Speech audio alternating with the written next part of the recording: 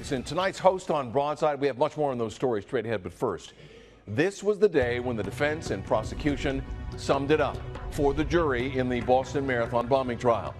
Prosecutor said that Dzhokhar Tsarnaev killed his victims in a cold, calculated terrorist act aimed at terrorizing America. Defense referred to Dzhokhar as a kid and a teenager and repeatedly pointed to the part the older brother, Tamerlan, played in organizing and planning those bombings. I'm joined by Necn legal editor Randy Chapman. He was in federal court for those closing arguments. Randy, give us a breakdown. Well, Steve, the first closing argument was presented by the prosecutor. It was roughly 80 minutes long, and in it he outlined in a very methodical way the facts of the case, interspersing very emotional pleas to the jurors regarding the damage that was caused, the injuries that were suffered by the victims, as well as the fact that the defendant acted in a very cold-blooded and calculated way in placing the bags in an area where he knew there were children and walked away.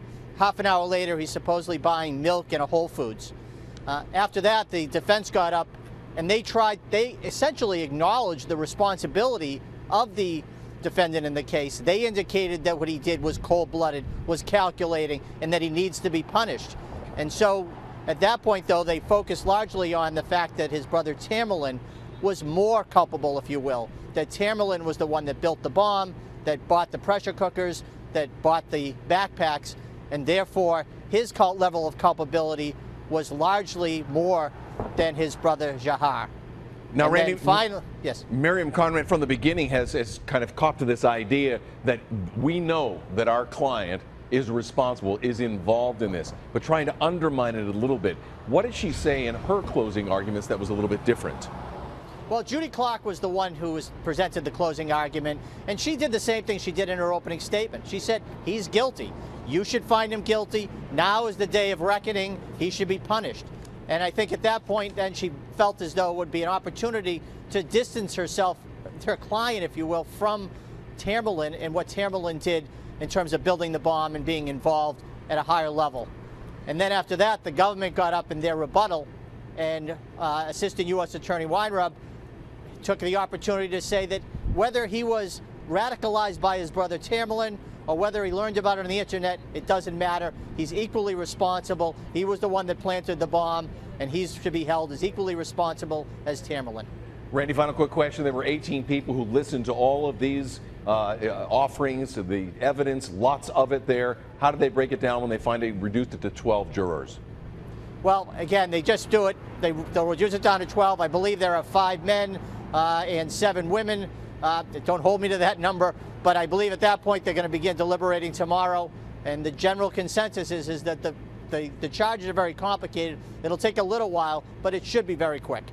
All right, Randy Chapman, that's our legal editor. Thanks so much. Now for a look at how the closing arguments could affect the jurors. I'm joined by 2 guests. In studio, Michael Coyne, Necn legal analyst and dean of the Massachusetts School of Law. And in the newsroom is investigative reporter Susan Zalkind. She has been covering this trial very closely for the Daily Beast website. Thank you to both of you for being here. Michael, let's start with you. First, they choose the foreman. We've got the jury. They get impaneled. They begin to their deliberations. Randy seems to suggest, as you have from the very beginning, this is going to be kind of short and sweet in a way because the defense from the beginning said our guy was involved. It will be relatively quick, but when you think about what the jury has had an opportunity to examine, to see so far, they're going to take some time, I think, to be thoughtful, to be deliberate, to really have some time among themselves also to discuss the evidence, because up to now they haven't had any opportunity to even talk to anyone else about what they've experienced over the course of the last month. So I don't expect it'll be minutes. I expect it'll be hours. And I hope that the jury actually gives the jury questionnaire some real consideration so that we know that they've been careful with respect to what they've done, but she's made their job a lot easier. And there are a number of charges, 30 of them, 17 of them carry that death penalty, which I'm sure we'll be talking about as we go forward. So they've got to be very careful and deliberate with each of those charges. Yes, they will. The problem is that from the standpoint of timing, she has conceded today, that he is not trying to escape responsibility for his own actions. She continues to try what we call the empty chair, to point the finger at the brother,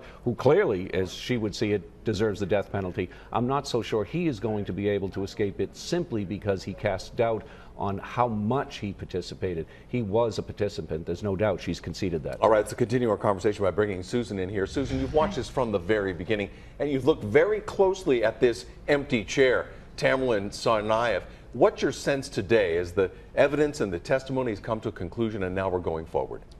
Well, what I'm looking forward to really here is the sentencing phase. We've heard an emotional account, we've heard gruesome, horrific accounts, but we don't really know what cards the defense is holding. And we know from the start that they have conceded his guilt. So why are they doing this? Well, Judy Clark hinted her legal strategy in some ways today, which is they want the jury to let a little bit of emotion out. They want to hold him accountable, and they want him to be held accountable now, in the guilt phase, not in the sentencing phase when it's going to come down to his life or death.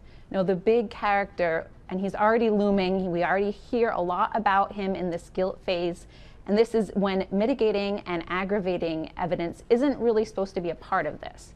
Now, mitigating and aggravating evidence will be a huge part of the sentencing phase when the lawyers from both sides talk about if this 21-year-old should live or die.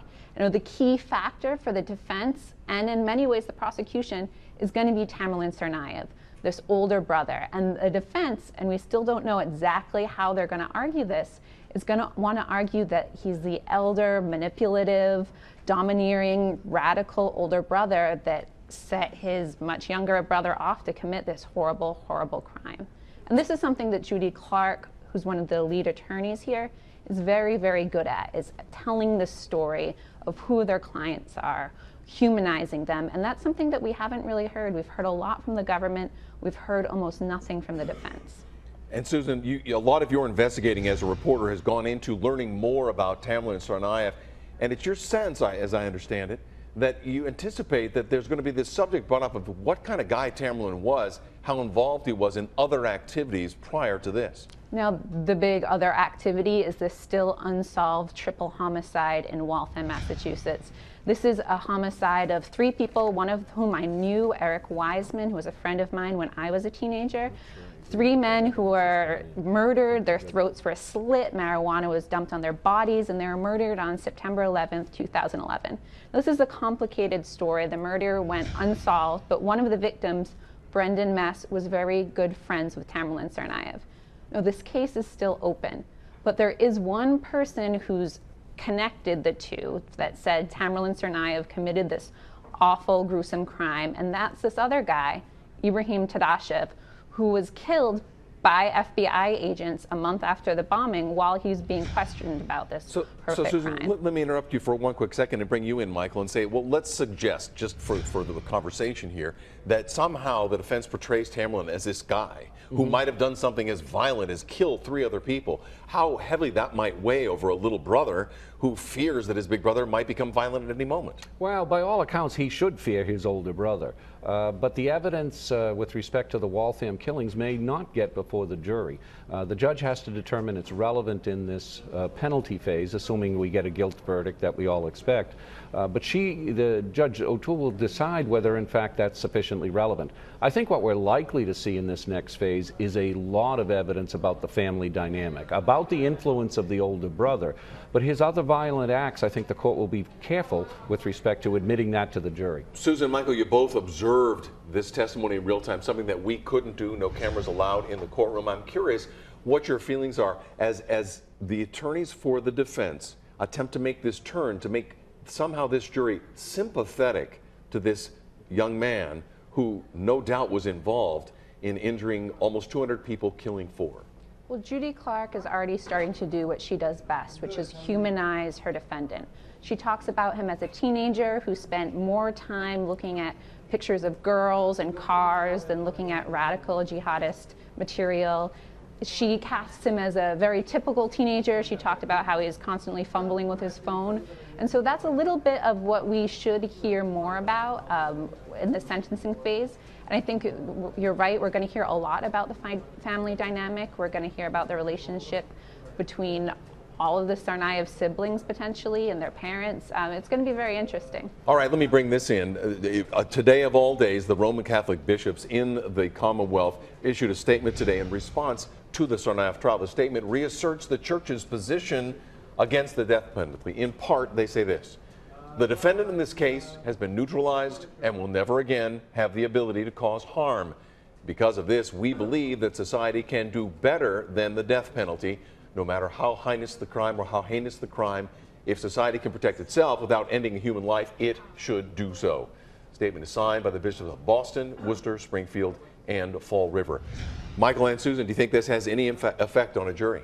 No, I do not. I don't think the jury will see that or have an opportunity to know about it. And even if they did, the court was very, very careful at the outset to be sure that this jury will use the law, not necessarily their religious beliefs, not any other outside influence that may come before them, but to actually apply the law and look at the aggravating and mitigating factors, as Susan said. Susan, your thoughts on that? And how long do you think the jury will take to deliberate guilt or innocence? Steve, the Catholic Church doesn't want the death penalty, and the residents of Boston, according to several polls, don't want the death penalty. But the jurors who are selected in this case are death qualified. That means that they have to be open to applying the death penalty in some cases.